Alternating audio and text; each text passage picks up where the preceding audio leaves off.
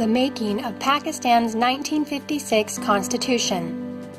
With those looking for freedom from India, many swarmed into Pakistan at the start of its independence. Here they were free from India's rule. However, they remained a British dominion until 1956. An acting parliament called the Constituent Assembly of Pakistan was instituted immediately after independence from India in 1947. It initially consisted of 69 members. Jinnah was the president of the assembly. It involved two major parties, representatives for the Muslims and the Hindus in Pakistan. This assembly was given two tasks: to prepare a constitution and to act as the federal legislature. 2 years later, in 1949, they proposed a broad outline of the structure for the Constitution. This was called the Objectives Resolution. This report was initially well received by the citizens of Pakistan. It is important to note that the initial reason for creating Pakistan was taken into consideration while deliberating its constitution. The first Prime Minister of Pakistan reminds us, "I consider this," referring to the Objectives Resolution, "to be a most important occasion in the life of this country, next in importance only to the achievement of independence. Pakistan was founded because the Muslims wanted to build up their lives in accordance with the teachings and traditions of Islam." Though there was no opposition in the Constituent Assembly, there were groups that were critical of the League. On the left was a communist, on the right were religious critics. Arguments such as the Objectives Resolution was not in line with Muhammad Ali Jinnah's basic viewpoints. There were also non-Muslims who expressed great apprehensions that the Objectives Resolution would not provide minorities with equal rights, and that there would be a requirement to convert to Islam. The following timeline was found at this link. I took the liberty to abbreviate. Debating continued for 7 more years. In the year of 1950, the committee was brought up about basic principles. It consisted of scholars to advise on religious matters at the time. It was criticized mainly by East Pakistan.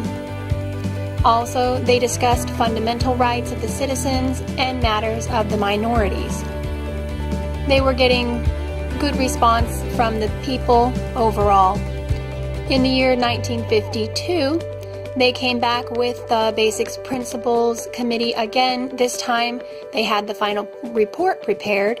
Although there were oppositions in the Punjab area, in 1953, the constitutional impasse was over, and formation of federal legislature was resolved by the Muhammad Ali formula.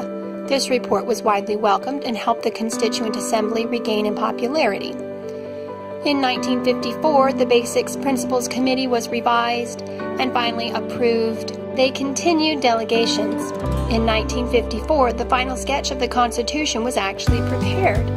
However, it was suspended by the Governor General. The entire Constituent Assembly was suspended. He stated that this assembly had lost the confidence of the people. In 1955, they put together a whole new group of people, 60 members, now called the Constituent Convention. They were elected from the existing provincial assemblies to replace the first Constituent Assembly. In 1956, after a difficult drafting process, a new constitution was adopted. It abolished the office of the Governor General and replaced it with the President and Prime Minister. There were also equal seats for the East and the West, and they ensured that the President remained powerful. The provinces never had more than the national government. It included rights such as freedom of speech, life, liberty, and property. This is the preamble of the Constitution. Feel free to pause so that you can study further.